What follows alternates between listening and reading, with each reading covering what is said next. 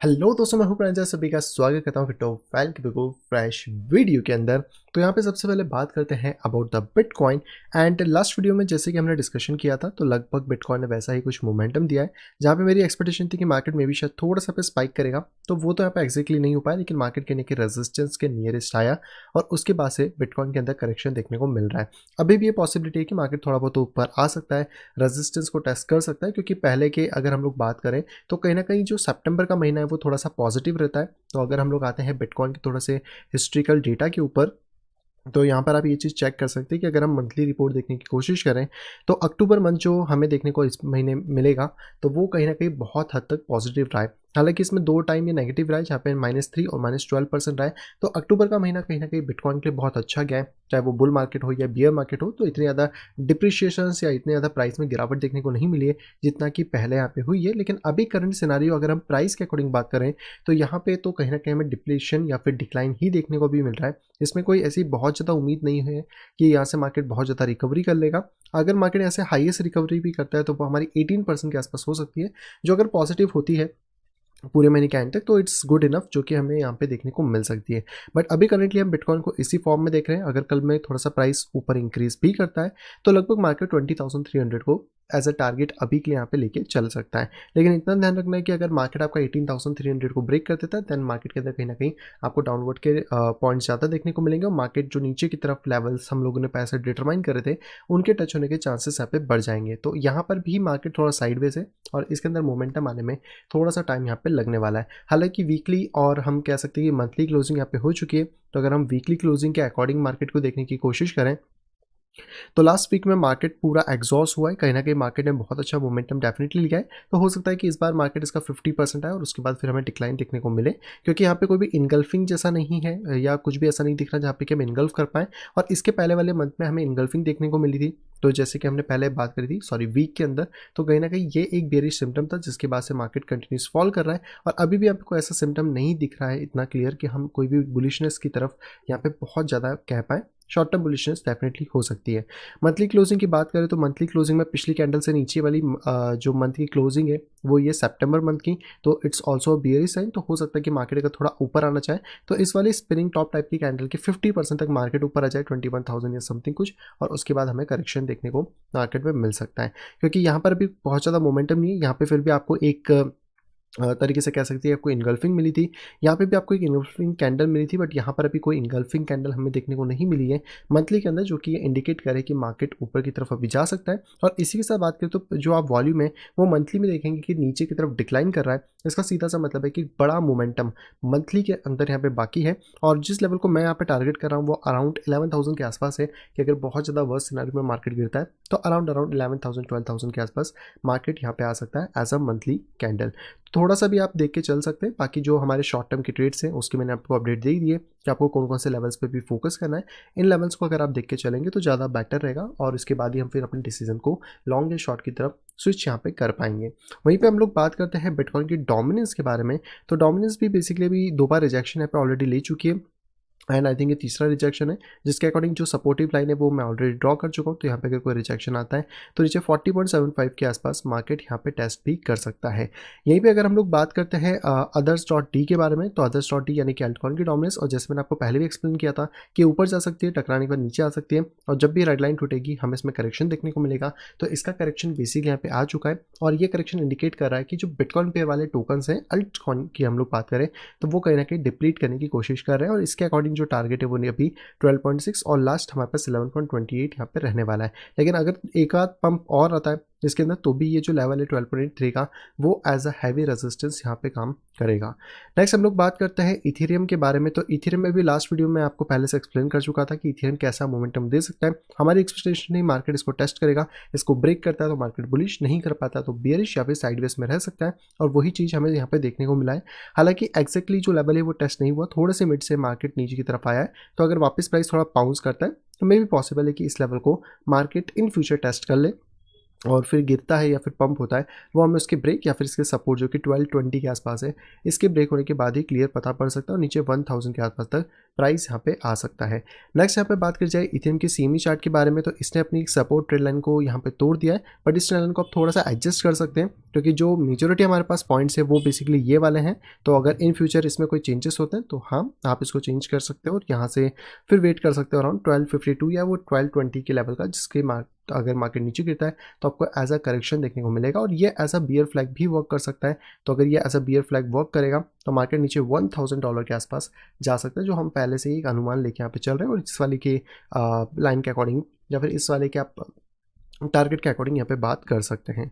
Next यहाँ पे बात करते हैं लाइटकॉइन के बारे में। लाइटकॉइन बेसिकली हम लोगों ने यहाँ पे ड्रॉ किया था कि एक छोटा रेजिस्टेंस है बीच में, एक बड़ा रेजिस्टेंस है, तो ये फर्स्ट वाले रेजिस्टेंस से ही यहाँ पे टकरा गया, ऑलमोस्ट $55 के आसपास यहाँ पे टकरा के नीचे प्राइस आया है, सपोर्ट से वापस बाउंस कर रहा है, अभी तक सपोर्ट ब्रेक नहीं हुआ है तो हमें वेट करना चाहिए और प्राइस दोबारा ऊपर जाता है तो ये वाली लाइन ऐसा स्ट्रॉन्ग रेजिस्टेंस एक्ट कर सकती है या फिर आप अपर वाले रेजिस्टेंस को फोकस कर सकते हो।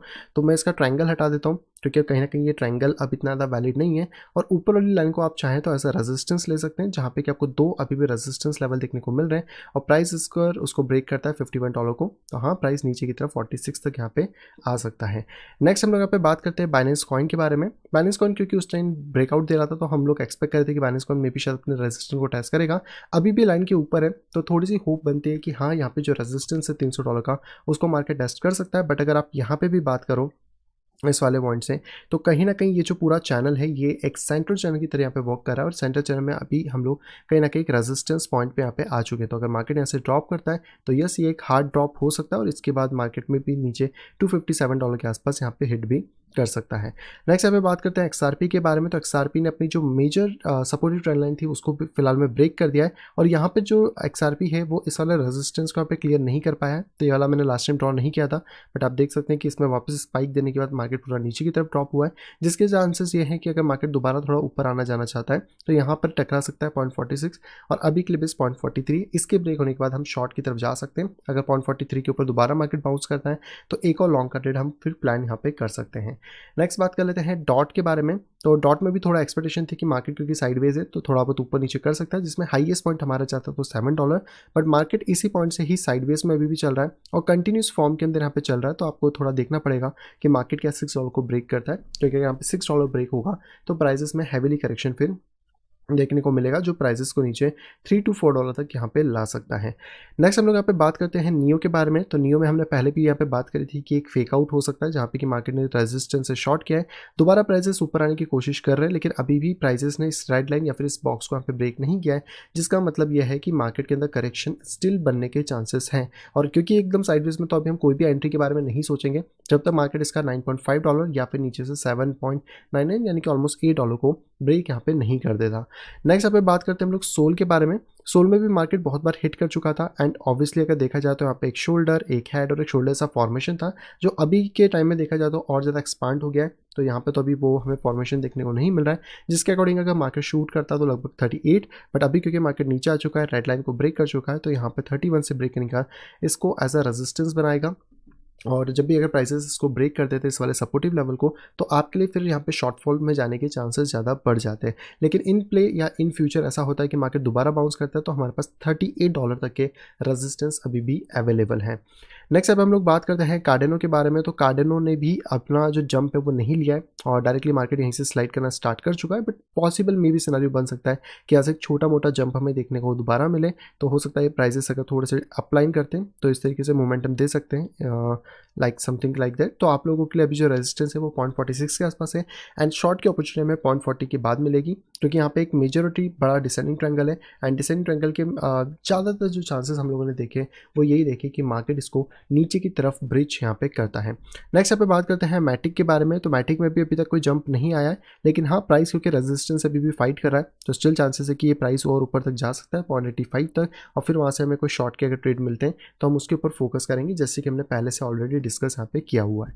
नेक्स्ट बात करते हैं हम लोग डिसेंट्रलाइज्ड माना के बारे में। तो माना का जो फॉलोइंग वेज था वो ब्रेक करने की उस दिन कोशिश कर रहा था, जब भी मैंने आपको बताया था कि अगर ऐसा कोई रिट्रेसमेंट आता है तो हमें लॉन्ग का ट्रेड मिल जाएगा 0.82 तक। लेकिन मार्केट ने इस पूरे के पूरे कह सकते हैं ब्रेकआउट को फेक आउट में कन्वर्ट कर दिया है और सारे कैंडल्स को नीचे की तरफ क्लोज यहाँ पे किया है। अभी भी हाँ, ये ऑप्शन हो सकता है कि मार्केट में भी शायद इसको यहाँ से ब्रेकआउट कर ले, लेकिन एक चीज़ मत भूलिएगा कि अगर मार्केट 0.66 को ब्रेक कर देता है यानी क्लियर कट शॉर्ट का ट्रेड बनेगा, फिर ये फॉलिंग वेज फेल होगा, कहीं ना कहीं प्राइसेस नीचे की तरफ 0.58 तक डिक्लाइन यहाँ पे कर सकते हैं। नेक्स्ट हम लोग बात करते हैं सैंड के बारे में। तो सैंड के अंदर भी अगर हम प्राइस को देखने की कोशिश करें तो मार्केट का मोमेंटम लगभग सिमिलर सा ही वे चल रहा है और थोड़ा सा हम लोग एक्सपेक्ट कर रहे थे कि मार्केट में भी शायद ऊपर की तरफ जाए, पर मार्केट कंटिन्यू नीचे की तरफ फॉर्म कर रहा है। तो ये वाला जो मोमेंटम है ये अब यहाँ से कुछ इस तरह बन सकता है। तो अगर आपके पास ऐसा कोई मोमेंटम बने यहाँ पे मार्केट 0.90 तक आता है तो भी हमें एक शॉर्ट की डील मिल सकती है, क्योंकि जब तक कि ट्रेंड लाइन ब्रेक नहीं होगी तब तक हम मार्केट पे बुलिश यहाँ पे नहीं होने वाले हैं।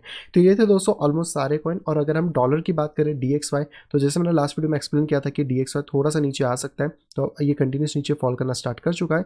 इसके अगर सपोर्टिव रेंजेस की आप बात करते हैं तो अभी हमारे पास जो करंट सपोर्ट इस पॉइंट पे देखने को मिलेगा वो अराउंड $110 के आसपास है। तो इस टाइम पे थोड़ा सा डॉलर ने अपनी जो कह सकते हैं एक वैल्यूशन है उसको थोड़ा लूज़ किया है। लेकिन इसके बाद अगर कोई भी बाउंस आता है या थोड़ा सा नीचे से भी अगर कोई इसमें बाउंस आता है लाइक इस पूरे बॉक्स जोन से, तो मार्केट यहाँ पे पंप कर सकता है $120 तक। और इसके बाद होगा हम लोगों को एक बड़ा करेक्शन यहाँ पे डिटरमाइन, और ये करेक्शन आता है तो उसके बाद हो सकता है कि तब तक बिटकॉइन का बॉटम भी लग जाए और उसके बाद से हम लोग आगे की तरफ नए बुल मार्केट की तरफ यहाँ पे शिफ्ट हो सकते हैं। तो इसको भी हम लोग ट्रैक करते रहेंगे विद द टाइम, इसलिए मैंने लिस्ट में इसको ऐड कर लिया है।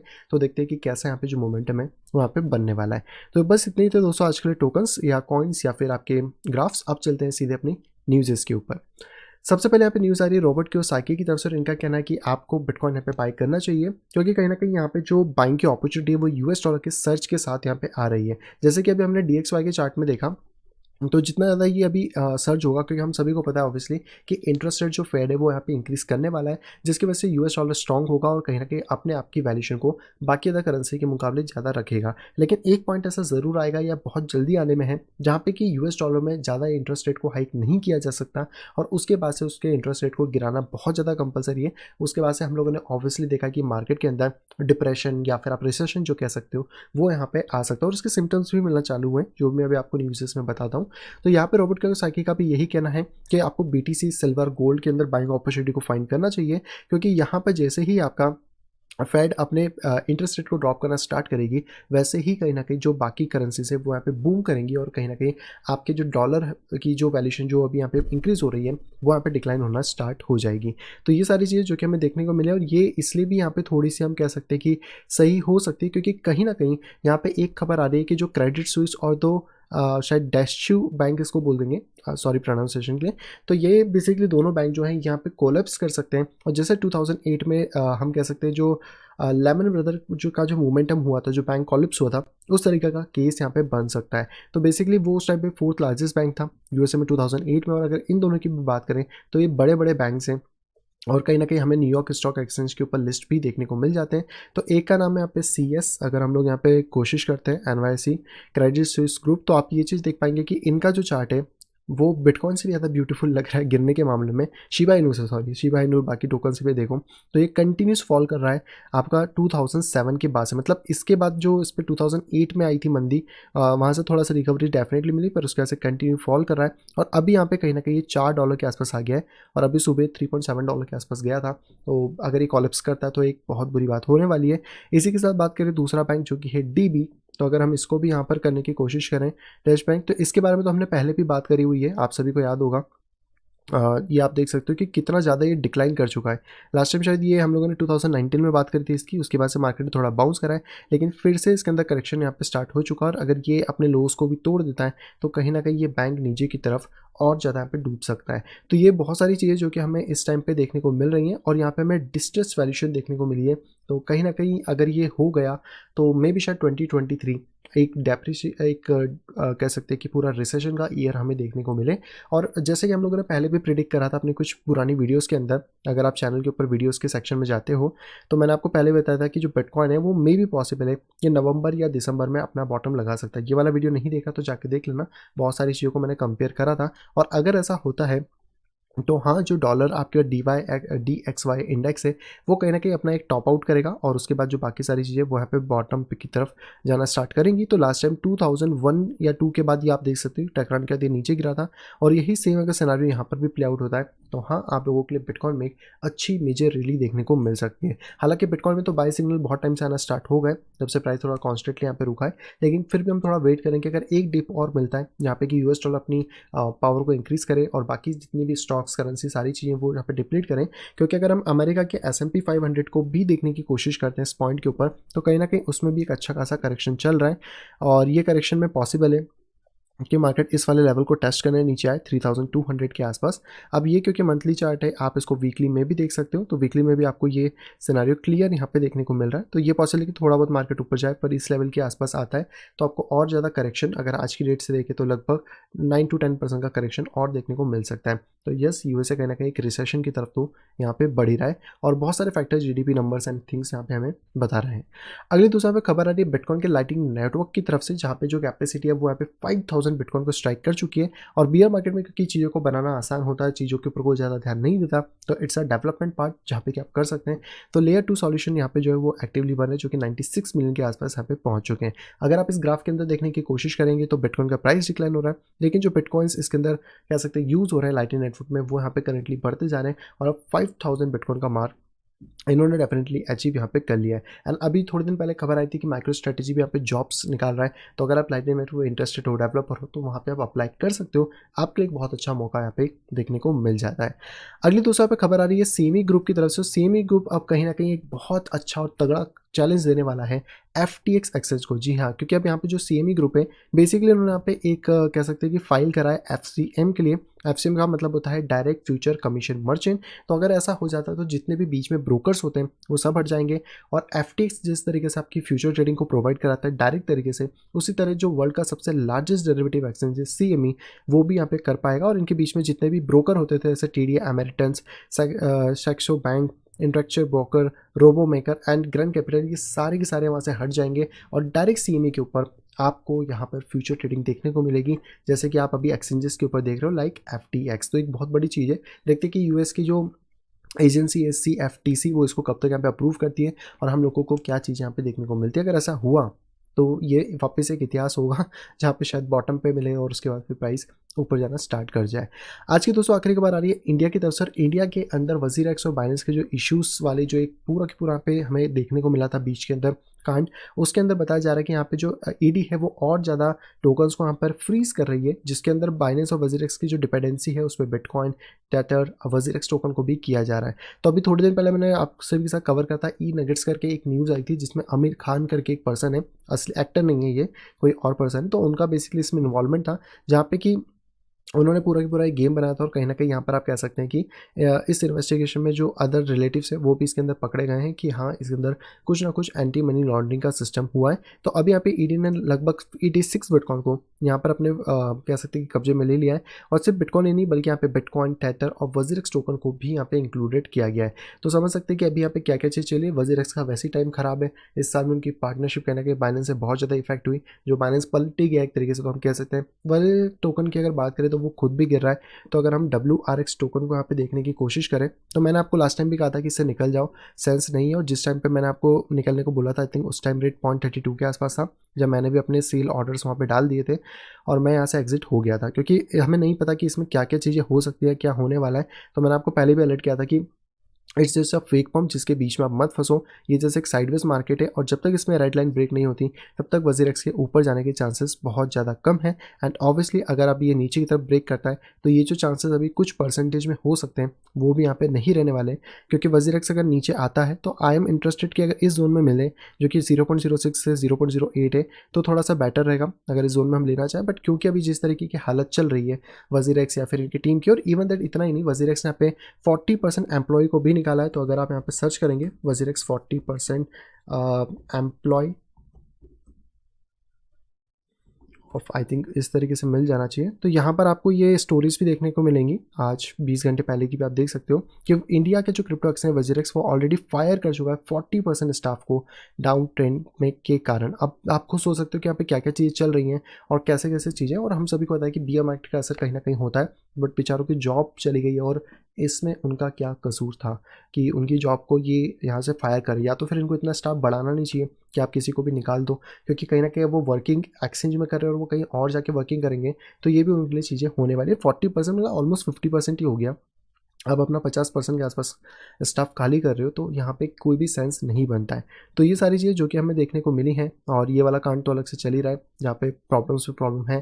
टैक्सेशन अलग है, अभी TDS अलग है, GST की बातें चल रही हैं। तो देखो कि क्या होता है और क्या इंडियन एक्सचेंजेस यहाँ पर सर्वाइव भी ढंग से कर पाते हैं, या फिर वो लोग भी दुबई की तरफ कल्टी मार ले और फिर हो सकता है कि इंटरनेशनल टाइप की सर्विसेज से इंडिया को प्रोवाइड यहाँ पे कराएं। एंड बहुत सारी चीज़ें यहाँ पे चल रही हैं, तो लेट्स सी कि यहाँ पे क्या चीज़ें होती हैं। आई होप दोस्तों वीडियो सभी को आप पसंद आई होगी। दोस्तों अगर वीडियो को पसंद तो प्लीज़ वीडियो को लाइक करेगा। अगर अभी तक आपने चैनल अपने फैमिली या फ्रेंड के साथ शेयर नहीं करा है तो तुरंत जाइए शेयर करें, ताकि वो लोग भी क्रिप्टो मार्केट से अपडेटेड रह सके। और अगर आप आए फर्स्ट टाइम इस चैनल के ऊपर तो तुरंत जाइए चैनल को करिए सब्सक्राइब, साइड में देखिए नोटिफिकेशन बेल को दबा के क्लिक करें ऑल के ऊपर, ताकि मेरे आने वाली सभी वीडियो की इन्फॉर्मेशन प्रॉपर टाइम पे पा सकें। तो मैं मिलता आपसे कुछ इंटरेस्टिंग वीडियो के साथ, तब तक have a great day and bye bye.